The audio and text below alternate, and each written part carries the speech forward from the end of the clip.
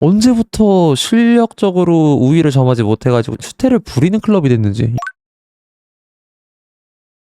요즘 정말 레알 마드리드가 전 우주적인 그런 증오를 혼자서 떠안고 있다고 봐도 무방한데, 거의 요즘 드는 생각으로는 비니시우스를 향했던 증오가 이제는 팀 단위로 번졌다라는 생각까지 들거든요. 오히려 지금 비니시우스가 좀 더 얌전하고 다른 팀원들한테서의 잡음이 좀 더 많이 나오고 있는 것 같고, 그나마 얘는 괜찮다라고 좀 소리를 들었던 것 같은 게 벨링엄이죠. 안 그래도 뭐 외모도 잘생겼고 스타성도 워낙 좋다 보니까 항상 엄친아 같은 매력으로 사람들에게 친근하게 그리고 좋게 다가갔었는데, 근데 그 벨링엄의 이미지마저도 좀 이제는 안 좋게 신경을 내는 모습들이 나오고, 그리고 뭐 물병을 걷어찬다던가 욕을 한다던가 뭐 이런 모습들이 나오다 보니까 그마저도 좀 이제 안 좋게 찍히고 있는데, 또 최근에 리디거가 심판을 향해서 분노를 참지 못하고 얼음을 던지려고 했었던 그런 위협을 가했던 모습이 또 화두에 오르면서, 하필 그게 코파델레 결승전이라서 더욱더 패배를 인정하지 못하는 모습이 왜 나오는지, 얼만큼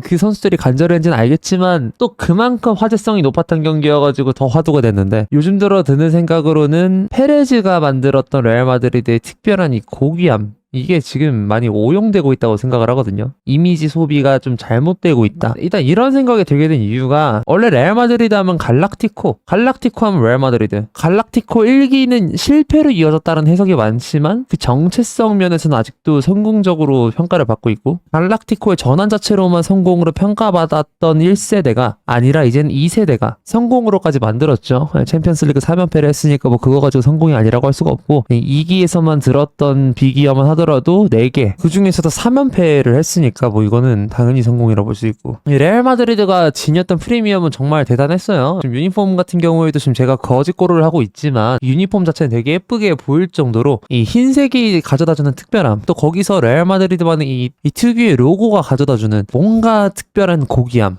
그런 것들이 있었고, 실제로 스쿼드에서도 이제 귀티가 잘잘 흘렀던 게 레알 마드리드였는데, 갈락티코는 언제나 남들보다 잘났고, 그 잘난 걸 성적으로 증명하면서 유럽의 많고 많은 강호들을 차례대로 찍어 눌렀던, 그 어떤 반란도 허용하지 않았던 그 매력이 있었죠. 근데 요즘 들어서 추태가 참 많이 보이고 있습니다. 아까 말씀드렸던 사건들이 이제 대표적인 그 사례가 됐는데, 지금 선수단 같은 경우에는 갈락티코와 조금 거리가 있다고 볼 수도 있긴 한데, 근데 그렇다 하더라도 원래 이 클럽이 지녔던 그 이미지 자체가 너무 잘못된 형식으로 소비가 되는 것 같고, 뭐 발롱도르 불참 사건도 그렇고, 뭐 심판에 관해서 성명, 뭐 그게 정당하다 할지언정 뭐 경기 전에 그런 소동을 벌이는 것은 타팀 팬들에게 굉장히 안 좋은 이미지를 심어줄 수 있기 때문에 그만한 리스크가 있었던 판단이었던 것 같고, 여러모로 참 이 전 우주적인 증오가 찾아오는 데 있어서 딱히 뭐 부당함이 보이진 않아요. 그리고 이 갈락티코의 이미지 자체도 이제 요즘 들어서 페레스가 FA 영입을 더 좋아하다 보니까, 그래서 그 데려오는 선수들이 확실히 비싸지 않다 보니까 좀 이게 갈락티코스럽진 않은데 이런 느낌을 주는 것도 있고, 참 예전에 레알 마드리드하고 많이 다르죠. 이제는 성적까지 안 따라오고 있기도 하니까. 레알 마드리드의 무관 시즌은 정말 찾아보기 힘들 정도로 별로 안 나오는 시즌 중 하나인데, 이번 시즌 같은 경우에는 UEFA 슈퍼컵을 제외하고는 이제 무관에 다 달랐고요. 뭐 감독에 관해서는 불만이 있다라는 찌라시가 돌기도 하고, 그리고 실제로 전술적으로 보이는 이 레알 마드리드 퍼포먼스도 굉장히 떨어져 있고, 뭐 결국에는 레알 마드리드가 사비 알론소를 데려오고 뭐 누구를 데려오고 하면서 분명 이 혼란은 언젠가 잡아가긴 하겠지만, 팀에는 그렇게 크게 문제가 없다 하더라도 이 약간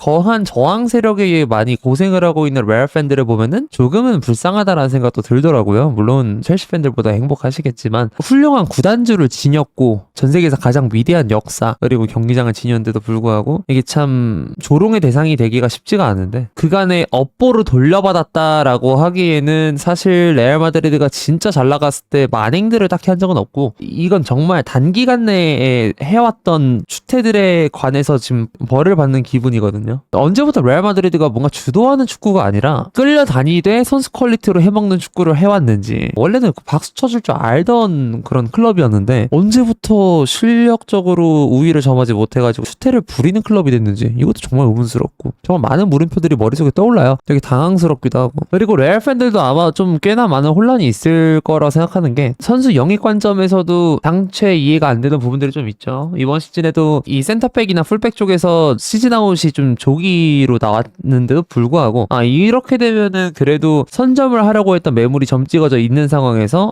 돈을 빠르게 소비를 해서, 왜냐면 워낙 돈이 많이 쌓여 있다 보니까 그래서 그 소비를 해가지고 빠르게 당장 시즌에도 좀 빠른 수리가 이루어질 수 있게끔 그렇게 조치를 취해야 하지 않냐라는 게 팬들의 의견이었는데 페레스는 그거를 완전 묵살하는 듯한 행보를 계속 이어왔죠. 풀백에 관해서는 바스케스나 뭐 페데리코 발베르데의 백업, 레프트 쪽에서는 맨디가 못 나온다고 하면은 프랑 가르시아가 나오거나 아니면 카마빈가가 나오기도 하고 뭐 센터백 뎁스가 없는다고 하면은 다들 알다시피 추아메니가 내려가서 커버를 하곤 했는데 그렇게 원래 본래 포지션을 보지 않던 선수들이 탑 포지션에 계속 커버하고 그렇다 보니까 경험치가 조금은 낭비되는 느낌도 있고 그리고 다방면의 포지션을 소화하다 보니까 몸에 더 많은 과부하가 와가지고 부상이 좀 더 촉진되는 안 그래도 뎁스가 부족한데 그런 이상한 굴레 속에서 선수들이 굴러가기도 하고 이 리빌딩이 필요하다라는 그런 적신호들은 꽤나 많이 있었는데 근데 페레스가 계속 그에 걸맞는 즉각적인 해결책을 내놓지 않다 보니까 팬들은 이제 페레스에 관해서 욕을 막 하곤 하는데 근데 막상 페레스를 쳐내면 또 데려올 회장은 없고 뭐 그렇다 그래서 페레스가 결과론적으로 증명을 못했던 회장이냐 솔직히 이건 또 아니라고 보거든요.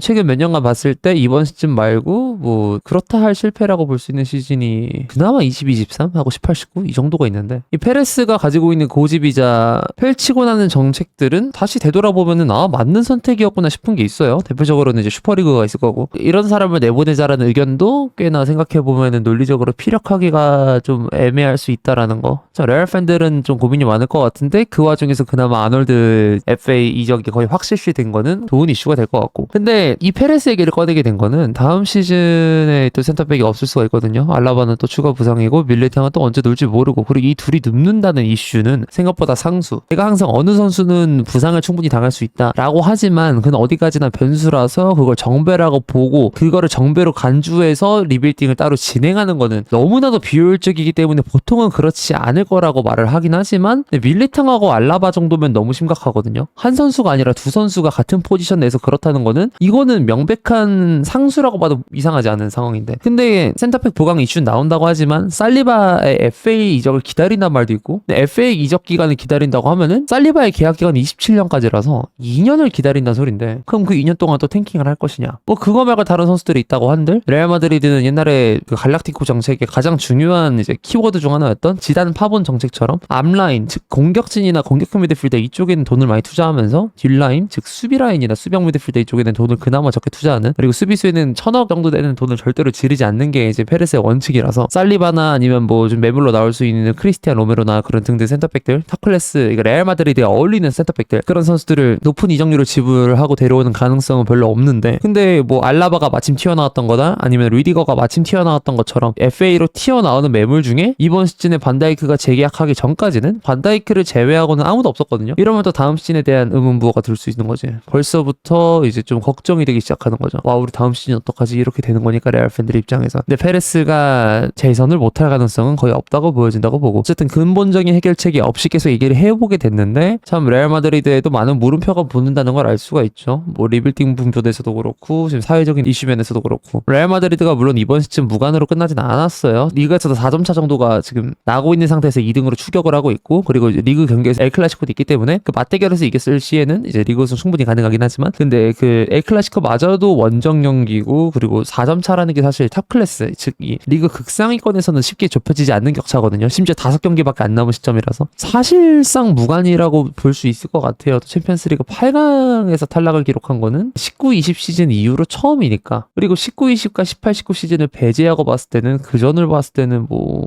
레바민 했을 때 4강 밑에서 탈락하지 않았던 유일한 팀이 레알 마드리드였거든요. 바이에른 뮌헨은 8강에서 탈락한 적이 있고 바르셀로나도 8강에서 탈락한 전례가 꽤 있는데 레알 마드리드만 최소 4강이었거든요. 그런 거 보면 이번 시즌은 이제 챔피언스리그 때문에 진짜 많은 데미지가 많이 입혀진 상황이긴 하겠죠. 다음 시즌에 사람들이 지금 리빌딩을 많이 기대하고 있는데 근데 실질적으로 리빌딩의 코어 파트로 보이는 이 수비 뎁스에 관해서는 아놀드를 배제하고는 그렇게 큰 뚜렷한 보강 후보, 보강 방법 같은 게 팬들 입장에서 딱히 보이지 않다 보니까 많은 답답함을 주고 있는 시즌인 것 같습니다. 레알 마드리드 팬들이 고생을 하게 되는 몇 안 되는 시즌 중 하나라서 좀 감회가 새롭고 다음 시즌에 레알 마드리드가 이 많은 난관들을 어떻게 대처할 것인지 본인들이 좀 많이 이상한 방향성으로 소비를 해버린 갈락티코 고귀한 레알의 이미지는 또 어떻게 회복을 할 건지 이것도 좀 볼 수 있는 관전 포인트가 될 것 같습니다.